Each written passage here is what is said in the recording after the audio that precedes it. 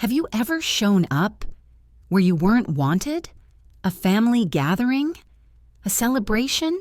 A moment that was supposed to be about love, but somehow made you feel more alone than ever? My name is Evelyn, and last weekend, I drove 4 hours through the cold with a lemon mousse cake beside me and a quiet hope in my heart. It was my sister's engagement brunch, but when I got there was no chair, no name card, no smile waiting for me, just silence. Side glances, and a truth I could no longer ignore. Some families don't break you with fists. They do it with absence. This is my story. And if you've ever felt like the forgotten one at the table, then maybe it's yours too. What do you do when your own family pretends you don't exist? Evelyn drove 4 hours through fog and cold with a handmade cake, only to find out she wasn't even on the guest list. This deeply emotional story reveals the painful truth of being erased by the very people you've always tried to love. This is a story for anyone who's ever felt invisible, for those who've walked away, not to cause harm, but to protect themselves. Share your story in the comments. You're not alone. Subscribe for more true stories that heal. www.youtube.com. FamilyDrama. Hi, my name is Evelyn, and last weekend I drove 4 hours through a cold, gray New England morning with a lemon mousse cake on the seat beside me and hope in my heart. It was for my sister Clara's engagement brunch. She didn't know I was coming, not because it was meant to be a surprise, but because I wasn't invited, at least not officially. There was no invitation in my mailbox, no phone call, just a post from my mom in our family group chat that said, "Excited to celebrate Clara this Saturday at the lake house." I sent a quick reply, "Should I bring anything?" No answer. But I went anyway, not because I wanted to crash the party, because I thought, maybe this was just one of those family miscommunications, the kind we all pretend not to take personally, the kind you're supposed to let go. So I did what I've always done. I showed up anyway, quietly, kindly, with a cake, and the hope that maybe, just maybe, I still had a place in their version of us. The lake house stood still and grand beneath the cloudy October sky, tucked between red maple trees and quiet water. Warm lights glowed through the windows. Soft music drifted from inside. I handed my keys to a valet who gave me a quick once-over and asked, "Are you delivering something?" I smiled politely. "I'm Clara's sister." He blinked, then gestured to the side entrance. I held the cake tight, walking past a group of guests chatting near the porch. No one looked up. No one said hello. Inside, the house smelled like cinnamon and roses. It was beautiful, elegant, curated. I spotted Clara near the fireplace, surrounded by her bridesmaids, her hair curled just right, her dress pale pink and pressed. She laughed softly at something one of them whispered until she saw me. Her smile froze for a moment, then faded completely. "Evelyn, you actually came?" I nodded. "Surprise," I said, lifting the cake box slightly. She didn't reach for it. "I mean, wow, you really drove all the way up here?" "Of course," I said. "You're getting engaged." She gave a tight, unreadable smile, then turned back to her group. I stood there, holding the cake like it might melt through my fingers. I wandered further into the house, still clutching the cake box, hoping someone, anyone, might notice me. No one did. The tables were already set. Pale tablecloths, gold-rimmed glassware, name cards printed in elegant script. I walked down the row of tables slowly, one name after another. Friends, extended cousins, Clara's co-workers. But not me, not Evelyn. I thought maybe it was a mistake.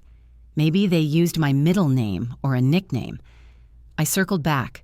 Nothing. Not even a misspelling. There was one empty chair near the dessert table, and for a second I allowed myself to believe, Maybe. Maybe that was for me.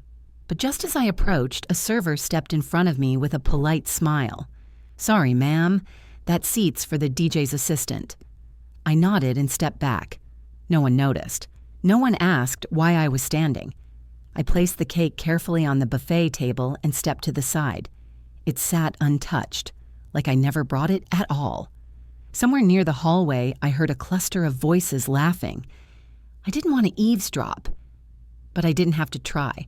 A woman in a cream sweater whispered, "Clara's sister. I didn't even know she had one." Another replied, "Yeah, she's not really part of the inner circle." And then the worst part. Apparently, she just showed up. God, I'd be mortified. They didn't even whisper. They didn't need to, because I wasn't real to them.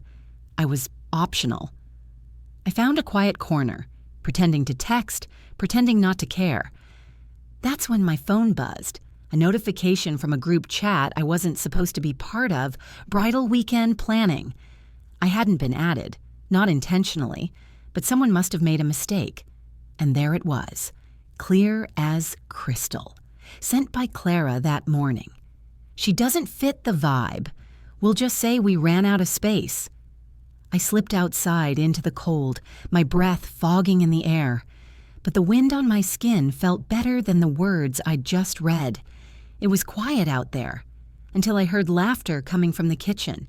Familiar voices. Clara's for sure, and her best friend Sophie's. I froze behind the wooden wall by the porch, just out of sight. Sophie was giggling. "She actually came all the way up here with a cake," Clara's voice followed.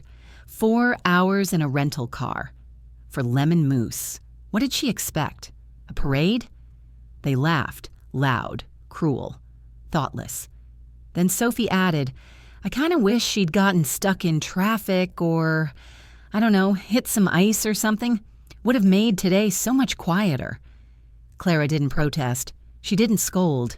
She chuckled and said, "Honestly, yeah, I could have used the peace and sympathy." The cake box suddenly felt 10 pounds heavier in my hands. I backed away slowly, careful not to make a sound, my feet crunching the gravel path like it was betraying me too. I found the guest restroom, locked the door behind me, and sat on the edge of the sink. I didn't cry right away. At first, I just breathed, slow and steady, trying to stay composed, but the tears came anyway. Not loud, just steady. Like something inside me had been leaking for years. I didn't go home that night. Instead, I checked into a roadside inn just a few miles from the lake. Paid in cash. No name. No explanation. The room smelled like pine cleaner and old quilts. I didn't unpack. Didn't shower. I just lay there in my coat, on top of the covers, with the TV on mute and the cake still untouched in my thoughts. My phone buzzed all night. Calls, texts, missed messages from family. None of them asked if I was okay. They asked where I was, why I left, why I made things awkward. By morning, there was a new post on Clara's Instagram, her standing in the golden light of the party, surrounded by friends, all of them smiling. Caption: "A perfect day with the people who matter most. I was blessed engaged." No mention of me. I wasn't tagged. I wasn't in the photo. I wasn't even a memory. I opened the pictures I took the night before. The snow on the windshield. The box with the cake. My own tired face, flushed from cold and tears, holding that beautiful lemon mousse no one touched. I saved them in a folder on my desktop and labeled it proof for myself. Because someday I'd start to question if I was overreacting, and I'd need to remind myself I wasn't. 2 days later, the family gathered again for a farewell brunch at Aunt Lillian's house. Everything was curated again. White platters of melon and muffins, champagne flutes clinking over polite small talk. Clara stood near the fireplace like a hostess in her own magazine spread. She tapped her glass gently and smiled. "I just want to say how thankful I am. This week reminded me that family is about choosing love over ego." Smooth, pretty, polished, and poisonous. I stood up slowly. "Can I say something too?" The room went silent. Clara blinked. Mom stiffened in her seat. Aunt Lillian lowered her fork mid-bite. I drove 4 hours to be at your celebration, I began, with a handmade cake and a heart full of love. I paused, but when I arrived, there was no chair for me, no name card, no photo. I heard things I wasn't meant to hear, things that cut deeper than silence ever could. Murmurs. Clara shook her head. Evelyn, don't do that. I didn't raise my voice. I just took out my phone, hit play, and let the recording fill the air. Clara's voice, Sophie's laugh. 4 hours for lemon mousse? God, I could have used the piece if she never showed up. When I stopped the playback, no one spoke. Clara's fiancé looked at her like he didn't recognize her. Mom reached for her wine glass, trembling. Clara stepped forward, her tone sharp. You're twisting things, making this about you. I looked her in the eye and said, No, you twisted things when you erased me from your life and expected me not to notice. I didn't stay for dessert. I walked out calmly, coat over my shoulders, phone still in hand. Aunt Lillian followed me to the porch, pressed a hand gently to my back, and whispered, You didn't just speak, sweetheart. You rewrote the whole damn script. That night, back in Boston, I opened my laptop and stared at a draft I'd written, but never posted. The title was, To the Quiet One at the Table. I had written, You are not invisible. You don't need permission to speak. Sometimes your story begins where their version ends. And this time, I hit publish. The comments came slowly at first. A message from an old college friend. I've been there. A DM from a cousin. I'm sorry. I didn't know. Even a coworker messaged, Your story matters, thank you. A few days later, Clara texted, Just one word, please. I stared at the screen a long time, not because I was angry, but because I finally understood something. I didn't miss Clara. I missed the version of her I'd always hoped she could be, and that wasn't real.